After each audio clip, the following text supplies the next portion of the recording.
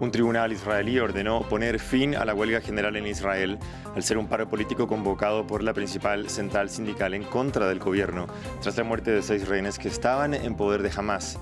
Protestas que siguen a las del domingo, que exigen a Benjamin Netanyahu que llegue a un alto al fuego con el grupo extremista. Mientras continúan los combates en Gaza, el Líbano, después de unos días de relativa calma, Israel retomó sus ataques sobre el vecino país. Al menos 2 personas murieron en ataques del ejército israelí en el sur del Líbano, lo que despierta el temor de un mayor conflicto entre Israel y Hezbollah. Y en Francia, el presidente Emmanuel Macron continúa con sus consultas para encontrar su nuevo primer ministro. Este lunes, Macron recibe a 2 de los posibles hombres que podrían ocupar el cargo, un ex socialista y uno de derecha, además de reunirse con los expresidentes Nicolas Sarkozy y François Hollande. Actualizamos en France 24 las noticias a esta hora. Soy Francisco Velasco de la Fiori. Empezamos en Israel, donde un tribunal laboral ordenó el fin de la jornada de huelga general convocada por los principales sindicatos con el objetivo de continuar ejerciendo presión a la administración de Netanyahu para que detenga la guerra. Un paro que sigue las masivas marchas del domingo en Tel Aviv y Jerusalén ayer para exigir un alto el fuego en Gaza. La multitudinaria protesta se originó luego de que el ejército israelí encontrara los cadáveres de los 6 rehenes que estaban en poder del grupo extremista, lo que desató el enojo de la población. Tras la conmoción nacional por los 6 rehenes muertos en Gaza, Israel amaneció con una huelga general que afectó a las principales ciudades del país. Aquí en el aeropuerto de Ben Gurión de Tel Aviv, vuelos suspendidos y caos. Pero los pasajeros afectados apoyan la huelga a pesar del retraso de sus vuelos. Creo apoyar esta huelga porque realmente todos en Israel queremos que nuestros amigos y hermanos regresen de Gaza y estén en libertad. Histadrut, el mayor sindicato de trabajadores de Israel, convocó a la huelga como mecanismo de protesta contra el gobierno de Benjamin Netanyahu por su incapacidad de lograr un alto el fuego que permita la liberación de rehenes secuestrados por el grupo armado palestino Hamás. El llamado también fue recibido en la ciudad de Haifa. Los médicos de este hospital pararon. Estamos en huelga. Es una palabra muy dura para los médicos que estamos aquí para cuidar la vida y el bienestar de nuestros pacientes. Pero nosotros estamos en una muy complicada situación ahora. Nosotros y todo el país debido a los rehenes. Y allá fue quizás el día más difícil porque supimos de los 6 rehenes que fueron asesinados después de sufrir durante 11 meses. Familiares de los 6 rehenes muertos responsabilizan al gobierno israelí. La decisión del gobierno israelí de retrasar, de poner más términos, de permanecer en la línea de Filadelfia entre Gaza y Egipto, decisión tomada hace una semana apenas, permitió que los rehenes siguieran cautivos. Y desafortunadamente este fue el final para Carmel, para Ersh, para Eden, para Armón, para Alex, para Ori. Todos los 6 estaban vivos y fueron asesinados en cautiverio y hubiéramos podido salvarlos.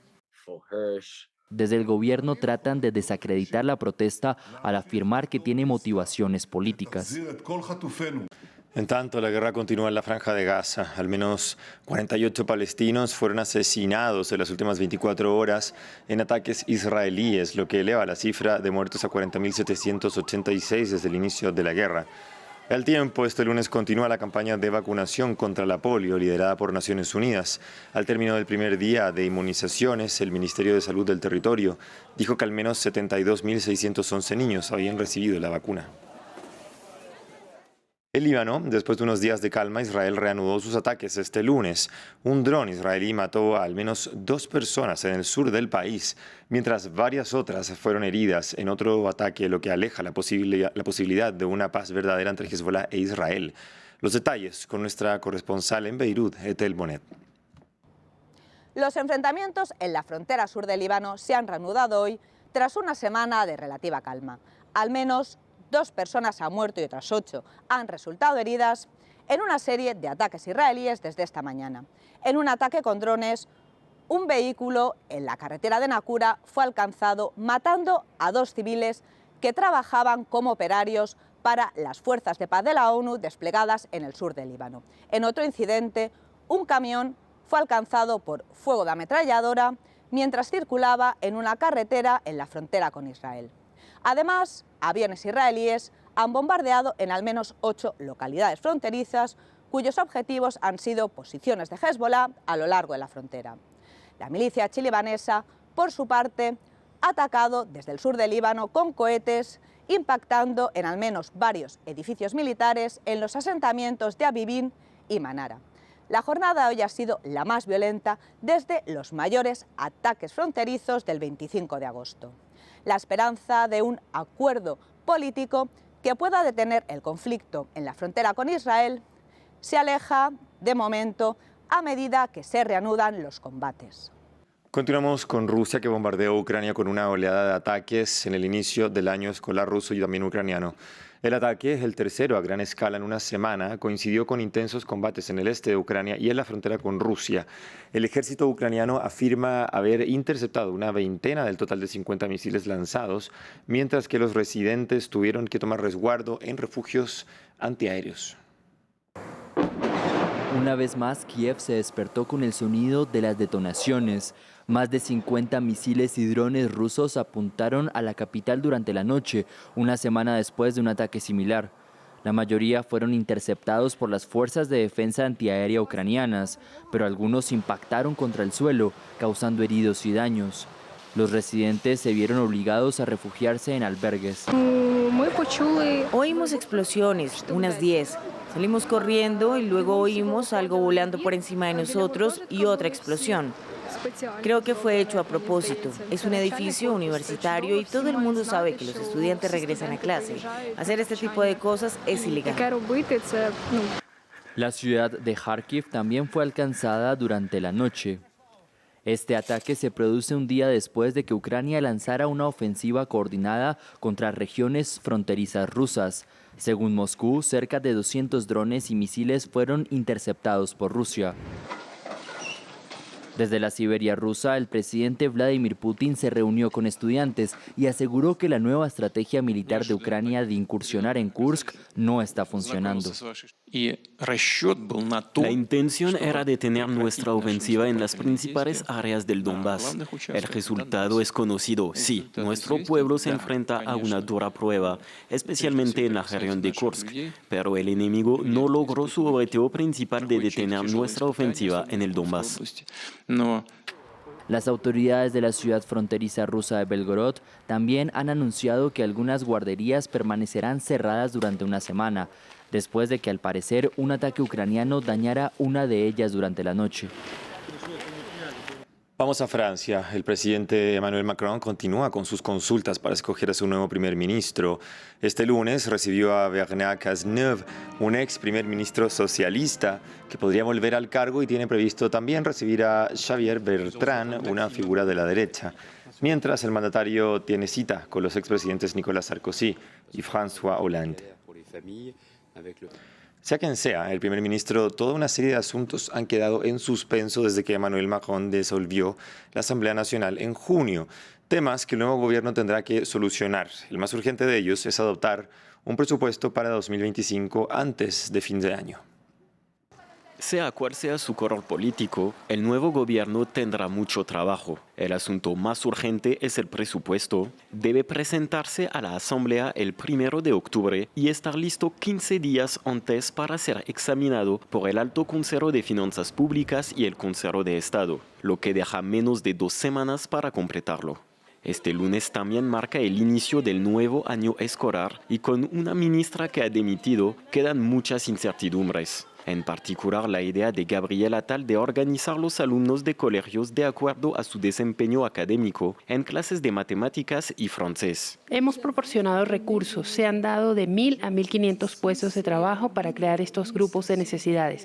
La distribución por academia y por escuela puede haber variado, pero hemos puesto estos recursos. La reforma de la formación de los profesores también ha quedado en suspenso. Otro asunto importante es el proyecto de ley sobre el final de la vida. Tras numerosas consultas, se habían votado unas disposiciones, pero no todo el texto. A finales de julio, el ponente socialista del proyecto presentó una proposición de ley para que el texto vuelva rápidamente a los diputados. También está la cuestión de la vivienda. Ante la crisis del mercado inmobiliario, el gobierno había preparado un proyecto de ley para promover la vivienda intermedia y acelerar la construcción. Vamos a India, donde la violación y el asesinato de una médica practicante en la ciudad de Calcuta, en el noreste del país, en agosto, sigue generando miedo e indignación. Las mujeres médicas continúan movilizándose y piden mejores condiciones de trabajo y de seguridad, pero en un país donde la violencia contra las mujeres constituye un problema generalizado, encontrar una solución es un desafío inmenso. William Gazo nos trae los detalles. En India, la ira y el miedo siguen movilizando a las médicas. La violación y el asesinato de una médica practicante en Calcuta el mes pasado queda en las mentes de las estudiantes en medicina, como Gaudi Seth, que asegura que no volverá al trabajo sin gas pimienta para defenderse. Después de este incidente no me siento segura. No tengo la misma confianza en mí cuando salgo sola a las 2 o a las 3 de la madrugada a tomar un refresco para mantenerme despierta, o cuando trato con pacientes agresivos.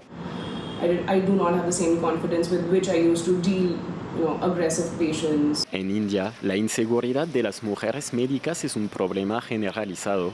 El 75% de ellas afirma haber sido víctimas de abusos verbales, agresiones físicas u otros tipos de acoso mientras estaban de servicio. El primer ministro Narendra Modi reaccionó en varias ocasiones después del incidente, prometiendo reforzar la legislación para proteger mejor a las mujeres. Pero acciones concretas están a la espera, por lo que las médicas siguen protestando.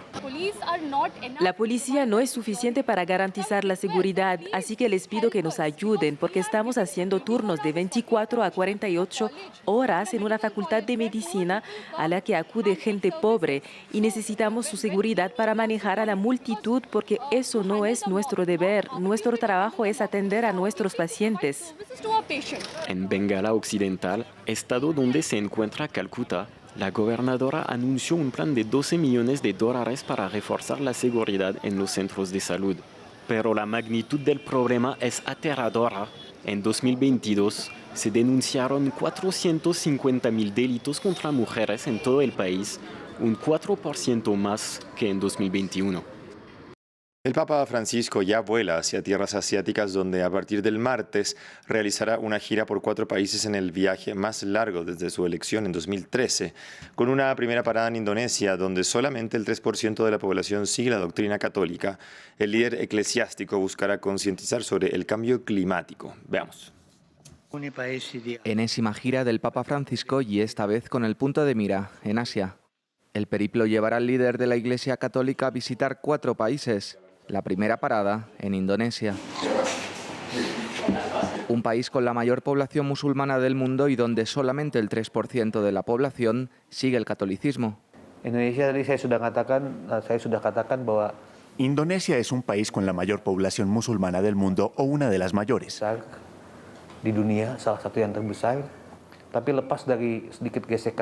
Pero aparte de algunos conflictos menores a nivel popular, en general, Indonesia es armoniosa, segura y pacífica. Por eso Indonesia, para el Vaticano, es un ejemplo de armonía religiosa y tolerancia.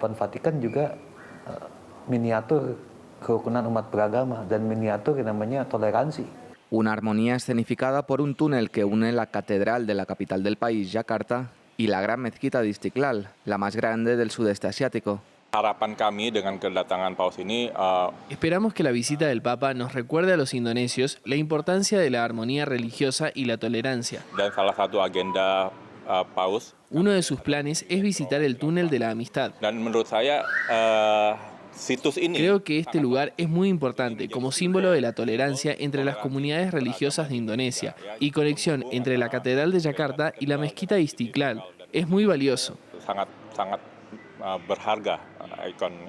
11 días de viaje que también le llevarán a Papúa Nueva Guinea, Timor Oriental y Singapur, para hacer un total de 33.000 kilómetros a sus 87 años, en la travesía más lejana y larga de su pontificado, por una causa, la de instar a la acción global contra el cambio climático.